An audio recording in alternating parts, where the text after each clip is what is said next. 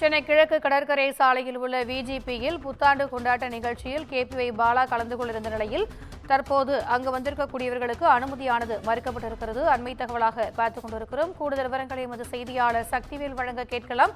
வணக்கம் சக்திவேல், இது குறித்தான கூடுதல் விவரங்கள். நிச்சயமாக வணக்கம் திவ்யா. சென்னை கிழக்கு கடற்கரை சாலையில் அமைந்துள்ள விஜிபியில் புத்தாண்டு கொண்டாட்டத்தை முன்னிட்டு டிஜே பார்ட்டி, மதுபான பகிர்வு நிகழ்ச்சி உள்ளிட்ட பல்வேறு பார்ட்டிகள் தனியார் நிறுவனம் சார்பில் ஏற்பாடு செய்யப்பட்டிருந்தது. இந்த புத்தாண்டு வரவேற்பு நிகழ்ச்சி பார்ட்டியில் நடிகர் கேபிஒய் பாலா, சிங்கர் அறிவு உள்ளிட்டோர் பிரபலங்கள் கலந்து கொள்ள இருந்தனர். அதற்காக அனைத்து டிக்கெட்டுகளும் ஆன்லைன் மூலியமாக தனியார் நிறுவனம் விற்கப்பட்டதாக தெரிகிறது.